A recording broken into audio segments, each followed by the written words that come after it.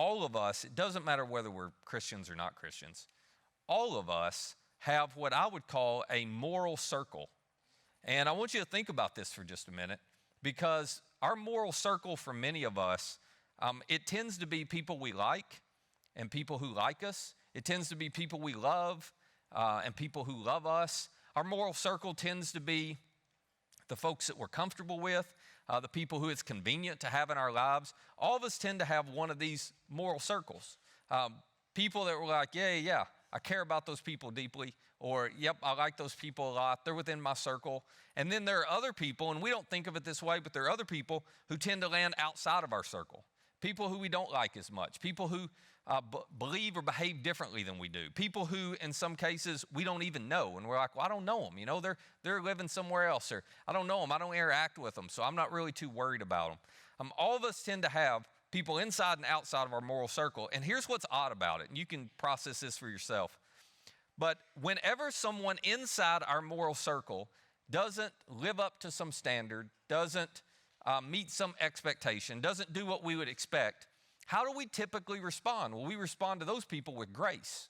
It's like, oh, it's okay. You know, they're having a hard day, or they're having a hard week, or they're going through a tough time. Don't be so hard on them. When people outside of our moral circle tend not to meet our expectations, we have a tendency not to respond with grace. We respond with judgment. We're a little harsher on them. I'll give you a really simple example. So if you go out to eat this afternoon and your waiter is someone who is a son or a daughter of a friend of yours, and that waiter's having a tough day, and they get your order wrong, and they spill drinks all over the table, and, you know, they just make a mess of the whole deal, how do you respond?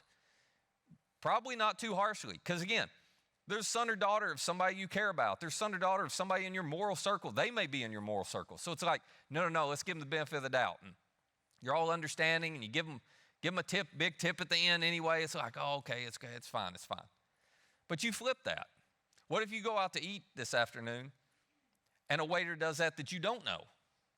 Waiter does that who's not in your moral circle. How do you respond? Might be very differently. But why is that? Because that person is someone's son or daughter. That person has folks in their life who care about them deeply. So why would we respond in a different way to people in our moral circle versus outside? And what if, think about this, what if Jesus' moral circle was no bigger than your own? What if Jesus' moral circle was no bigger than yours? Would you be in it? Would you even be here today and be a part of it? We're going to be wrapping up our series today. We've called Next Generation Church. And I want to wrap up with a story from one of the accounts of Jesus' life. If you're not familiar, there are 4 Gospels or accounts of his life: Matthew, Mark, Luke, and John. And we're going to look at a story from Matthew. And this is a story I've never taught on before. It's a story that is extraordinarily confusing and, quite honestly, disturbing. It's one of those stories that if you read it, it causes you to scratch your head and go, I'm not sure I really like Jesus that much. That doesn't seem to be the kind of God I would want to follow. It's also one of those stories, though, I just want you to think about this. It's also one of those stories that is another piece of evidence to cause you to go, these accounts of his life have to be reliable. They've got to be true. Because why would anybody make up something like this about Jesus and put it in there? And let me remind you, Matthew, who gives us this account, Matthew is one of Jesus' followers, one of his disciples. And what Matthew writes in his own account doesn't make Matthew or any of his friends look very good. So you're going to need a little context for this. I'm going to give it to you in a second, but we're going to drop right into the middle of the story. Here's what Matthew tells us happened. He was there. Matthew says, leaving that place, Jesus withdrew to the region of Tyre and Sidon. Now, let me give you the context right here so this makes sense. The place that Matthew is referring to that they left was a town called Capernaum. Capernaum was on the shore of the Sea of Galilee, there in the northern part. And if you're not familiar with any of this context, you may know from the Christmas story that Jesus' hometown was Nazareth, born in Bethlehem, family was from Nazareth. But when Jesus became an adult, he actually moved to this town of Capernaum right here. And he spent most of his ministry years based out of Capernaum. Capernaum was where many of his disciples had grown up and were from, like Peter and Andrew, James and John. They all grew up around Capernaum. So this was home for them, okay? This was hometown. And Jesus decides to take his friends, Peter, Andrew, James, John, Matthew, Nathaniel, all these guys. He decides to take his friends, and they walk 50 miles from Capernaum all the way up here to the region of Tyre and Sidon. Let me tell you a little bit about this region. This is a region of the Phoenicians. You guys remember the Phoenicians from school? Thank you for our alphabet, Phoenicians. You remember that? Okay, some of you do. Some of you slept through that. That's okay. You just learned something. Congratulations. So this is where the Phoenicians were from. It is present-day Lebanon, okay? That's where it is. But in the time of Jesus in the first century, Jewish people didn't live up here. These were non-Jewish people. And to all the Jewish people who were with Jesus, the folks up here were impure and unclean, immoral and unclean. And what Jewish people meant by that was these were people who were so separated from God. They were not in the moral circle at all. Jewish people didn't believe these folks had any chance of being in God's moral circle. He just didn't care about them. And so these were folks that Jewish people wouldn't even walk in their homes, wouldn't sit down and have a meal with. They wanted nothing to do with it. That is the kind of people that Jesus takes his friends into their area. You can imagine the tension. These are people not like them. These are people that their mamas had said, no, good Jewish boys don't hang out with people like that. That's who we're talking about, okay? But Jesus marches his friends right into that area, and Matthew tells us that in spite of the fact that there's all this tension, in spite of the fact that these people who live up there know, we're not in their moral circle, in spite of that, there is a woman from that area who decides she's going to go to this Jewish rabbi, and she's going to make a request because she's in dire need of help. So here's what Matthew tells us takes place next. He says, a Canaanite woman from that vicinity came to Jesus crying out, Lord, Son of David, have mercy on me. Why do I need to have mercy? Well, because my daughter's demon-possessed and suffering terribly. Now, if the demon possession thing weirds you out, we'll talk about that another day, okay? Don't lose the plot line here. The plot line is you have a woman whose child is suffering, and the implication is she may have even brought that child with her to meet Jesus, okay? So she and her daughter are here, and you know if you're a parent, you know this, that you'll do anything for your child.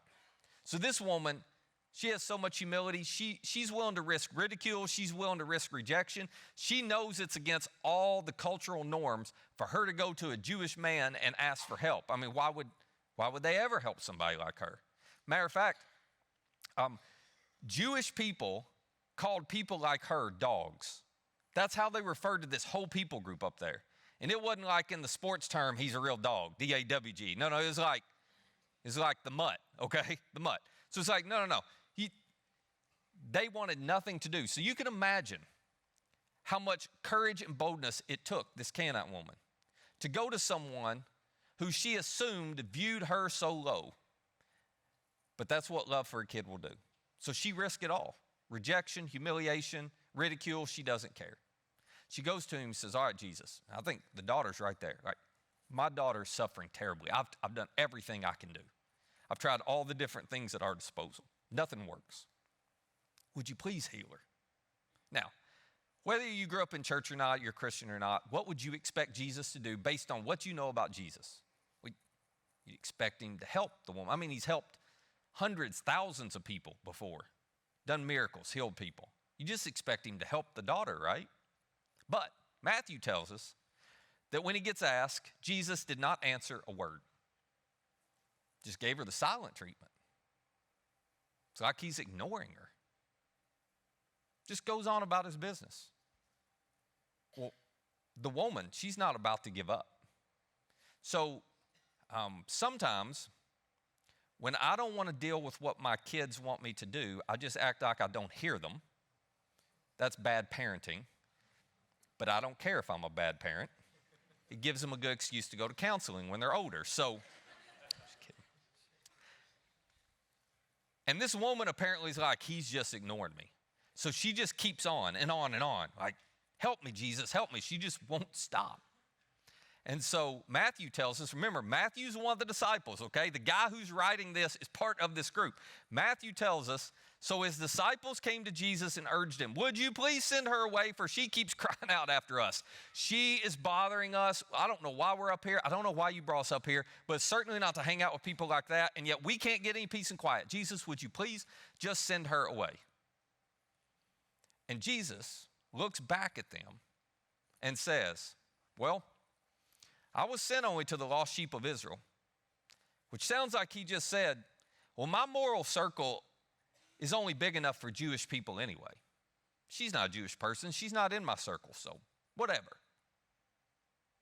It just seems so calloused, so cold, so heartless. Well, this woman, she's hearing this entire thing, her and her daughter. And you got to love her humility because she's not going to give up.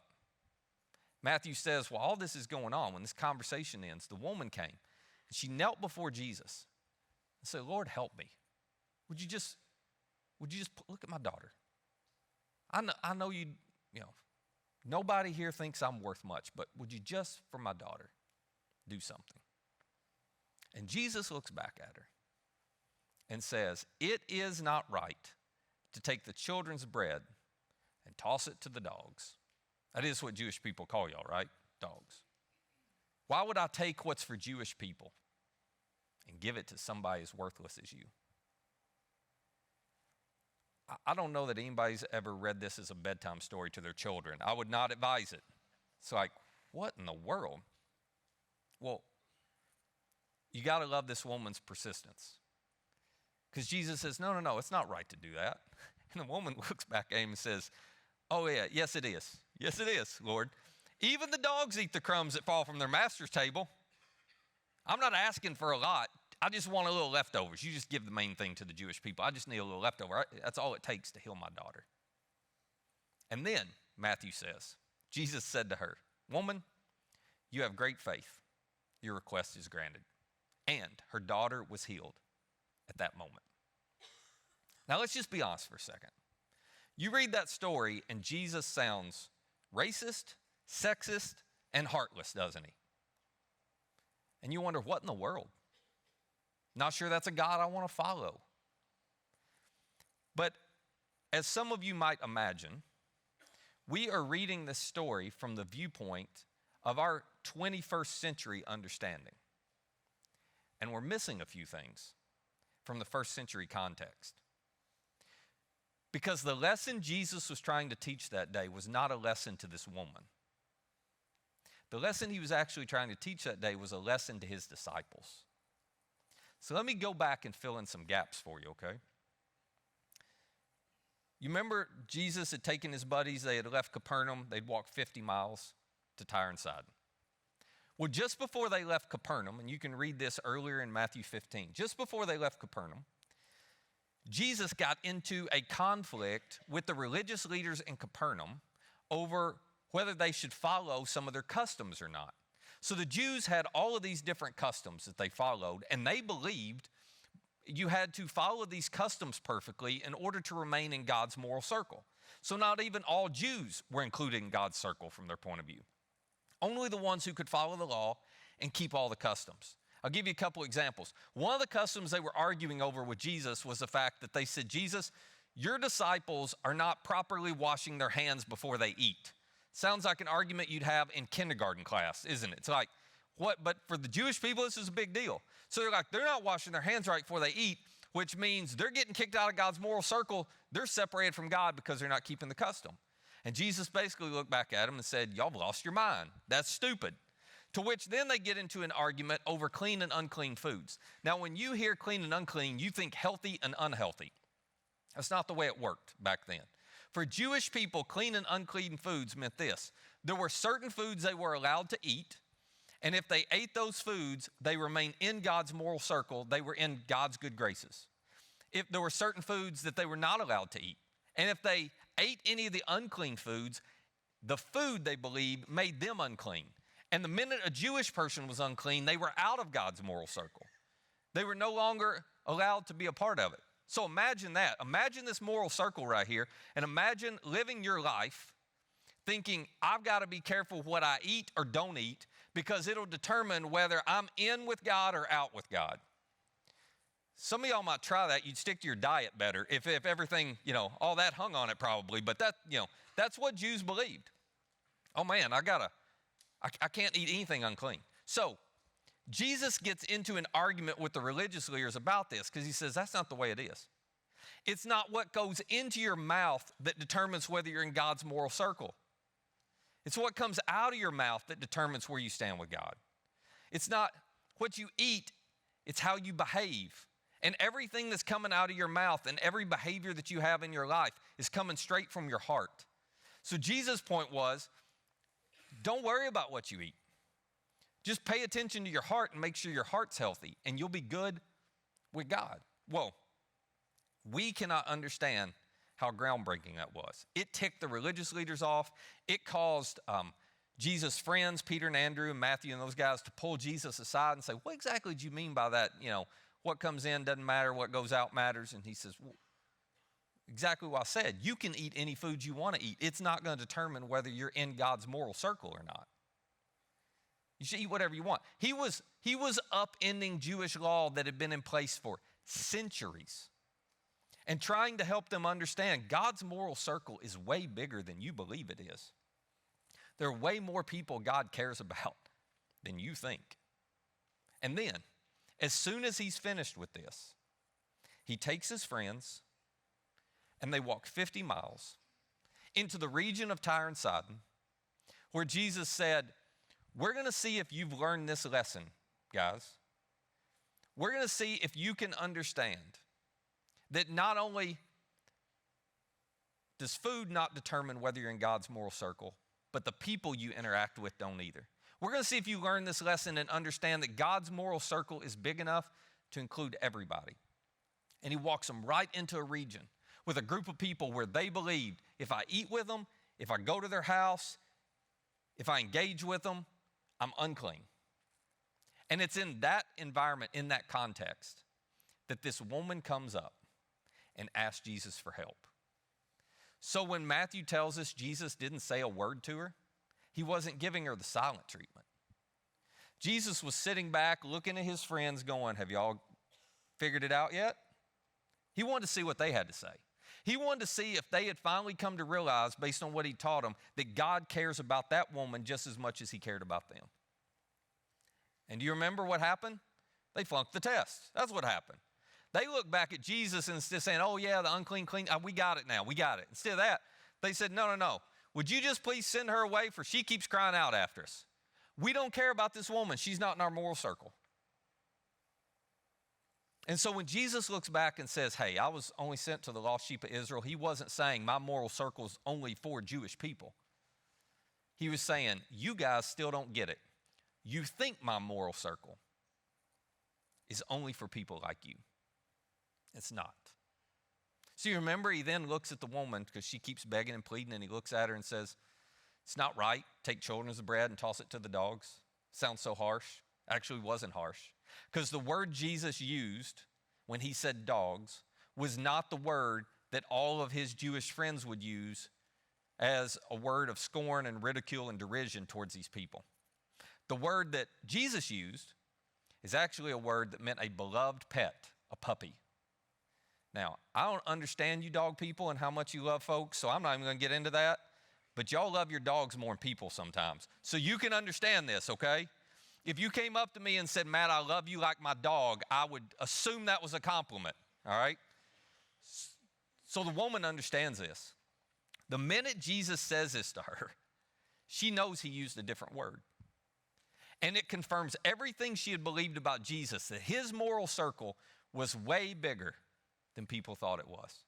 So that's why she looks back at him and says, oh, it is right, Jesus. It's okay to, let the dogs eat scraps from the kids' table. This is just her being playful back with him. Because she knew. Jesus had just confirmed that his moral circle was big enough to include people that no Jewish person would ever include. And then he healed her daughter. So, here's where this gets personal for us. The question I would invite you to consider is this. Which one are you more like? Which one are you more like? Whose moral circle do you tend to have? Is your moral circle a little bit more like the disciples? It's full of people like you and people you like, full of people you love and people who love you, full of people who are similar to you, people from your community, your neighborhood, people you run with. But when you encounter people in other places and other parts, people who don't believe or behave like you, they not included? You just don't really care? When you think about people in our communities or in other communities who don't have a relationship with Jesus, if you're a Jesus follower, does it even matter to you? You're like, no, I'm just making sure my folks, I just want to make sure everybody that impacts me, my family, my friends, okay, we're good. Is that all you care about? It's a pretty small moral circle. Or is your moral circle a little bit more like Jesus? Because one of the things he did when he showed up on this earth is he taught and demonstrated that his moral circle is as big as our planet, that everybody's invited, everybody's included, everybody's important. Everybody matters to God, whether God matters to them or not. Which means, as I shared with you last week, in our community, there are 1,500 high school students who aren't in church on any given week, about 143,000 people in general in our communities we come from who aren't in church on any given week. And Jesus' moral circle is big enough to include them. Jesus' moral circle is big enough. He says, no, we got to make it simple for all those people to be able to connect with me. Is your moral circle that big? Is mine? Do we really care that much? Or is it, let's just make sure everybody who would impact my life is taken care of? Which is it? If you're not a follower of Jesus, you don't consider yourself a church person, the thing I hope you walk away with today is that your Heavenly Father's moral circle includes you. And you may have been told the opposite. And you may find that hard to believe. But Jesus gave his life on a cross and rose again to prove that's true for you. For those of us who follow Jesus, the question is, are we willing to widen our circle as big as Jesus is? Are we willing to widen our circle for the next generation? So, if you're not a part of Journey, you don't consider this your church, you kind of get to sit on the sidelines for the end here. But for those of us who call this our church, last week I was telling you over the last 2 years what God's done through you is pretty remarkable. I mean, doubled in size, impacting a whole lot more people. But if you've been around here, you know, we don't publicly or even behind the scenes, we don't spend our time talking about the numbers of people who are here. We spend our time thinking about the numbers of people who are not here, the 143,000 who aren't in church in our communities, all the high schoolers who aren't connected anywhere. We spend our time thinking about them because can you imagine what it would be like to go through life and not know that God loves you, that he's for you, that he's on your side, to not have the hope and the peace that he provides? And so that's who we try to think about, and that's who we try to talk about. And we're at a point now where on that side of the building, we've run out of space. And so last week I told you we've got an opportunity, if we want to add another 3,600 square feet on. That's going to allow us to serve a little over 100 high schoolers, a little over 100 6th through 8th graders, and about 200 K through 5th graders, close to it. To create more space for people who, let's just be honest, they're not in our circle in the sense of they're not here. We may not even know them. And I feel like it's a pivotal crossroads for our church. And I'll tell you why, because for 18 years, we've not gotten it right all the time, but we've tried to be so focused on being for people who aren't yet here, of making sure we're willing to do whatever it takes to make it simple for people that we may not even know yet to meet and follow Jesus. And the reality is now we're at a point where many of us could say we're good. We're good. Because all the people in my circle they're here. All the people in my circle, they're good. All the kids and the students in my circle, they're connected. They're good. We're good. And now we have to decide, are we going to be the kind of church that settles for what's comfy and convenient? The kind of church that keeps their moral circle small? Or are we willing to do what it takes to widen our moral circle to be as big as Jesus is, even though that inconveniences us? To me, that's what this space is about. It's, are we willing to do something for people who aren't even here yet that we may not even know? And it's not a small thing to do. I told you last week, this space is going to cost somewhere between $1.2, $1.3 million, which if that takes your breath away and just sounds stupid, I'll give you a little context. We built this building 2 years ago for $168 a square foot, and commercial buildings are now $300 to $400 a square foot. So that is stupid. That's what that is. Unfortunately, they didn't come ask me about that because I told the contractor, I think that's stupid. And he said, yeah, me too. But I'm not changing it. So, because it's just what it costs now. And it's probably not going to get cheaper. The odds are greater it's going to go up than go down over the next 5 years. So it's not an insignificant sum of money. But it's not really about the money, is it?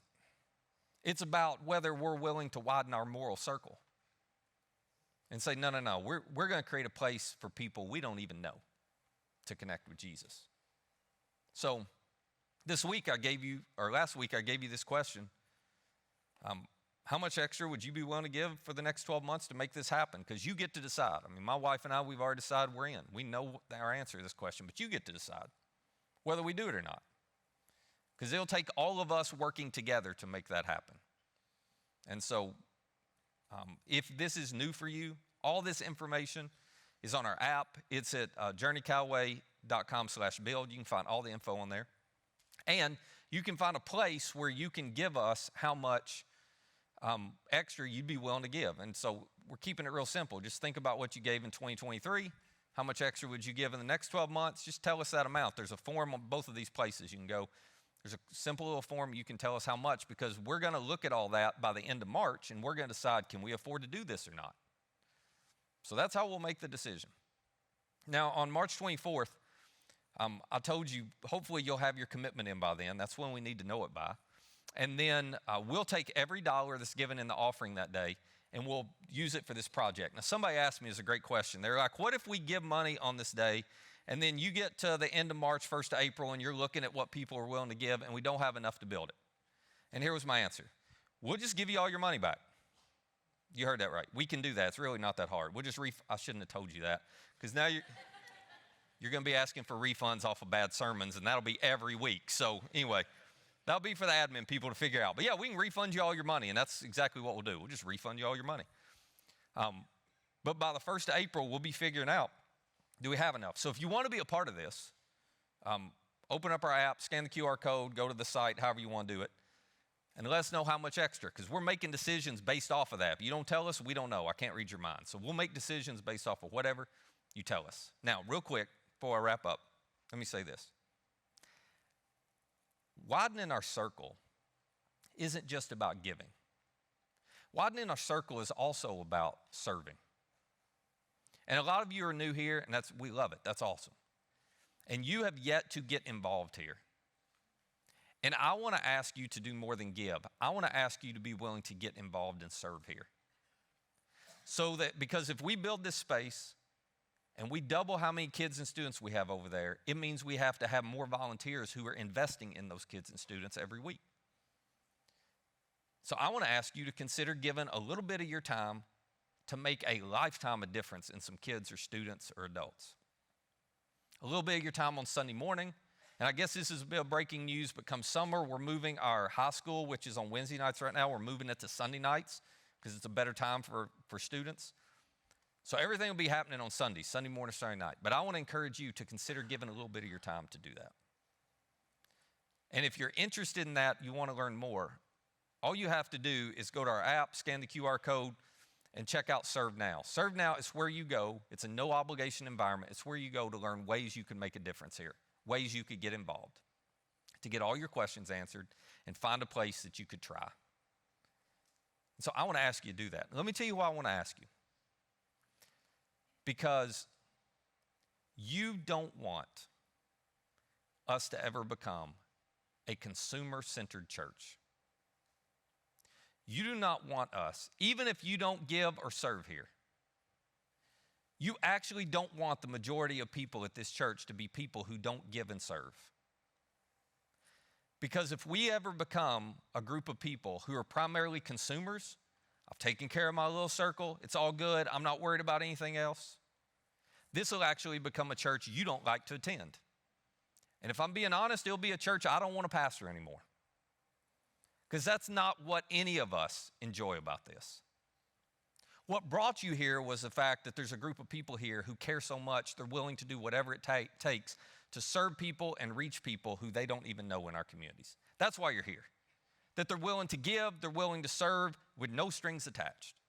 That's why you love this place. You experience it every Sunday when you come in, when these volunteers create extraordinary experiences for you, for kids, for students. You don't want to go to a church that's not like that. But if you don't give and serve, you're going to make this a church that's not like that. And then you won't like it, and you'll leave. And I won't like it, and I'll leave. And they'll figure out something else to do with this building, I guess. I don't know.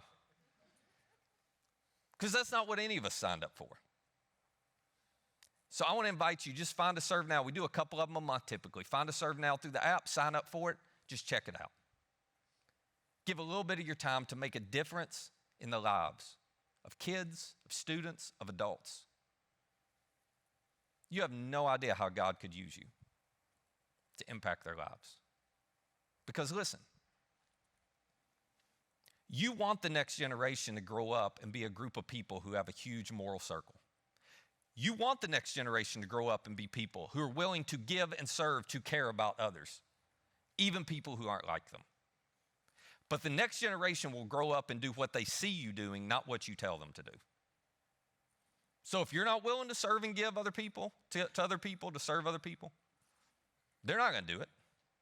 But if they grow up watching you do it, they'll think it's normal to do. They won't know any different. And their life will be exponentially better because of it. For those of us who are Christians, our leader said, I didn't come to be served, but to serve and to give my life. We can't follow Jesus if we're coming to be served every week. You're following Jesus when you serve and give. Not just to a little group in your moral circle that are like you and that you like, but to Jesus' moral circle, which encompasses the entire planet. Everybody matters to God, whether God matters to them or not. The question is, how much he matters to us. And over the next few weeks, we're going to find out how much they matter to you and to me. Let's pray together. Father, it's just our nature to go to what's comfortable, convenient, and easy, to focus on ourselves. We get that. But for those of us who follow you, would you push us out of that? Would you help us to have a love and a care for people who are not like us, who maybe we don't even know, maybe we'll never even meet, and they'll benefit us in no way. But would you help us to care as much as you do about making it simple for people to connect with you? It's in Jesus' name we pray. Amen.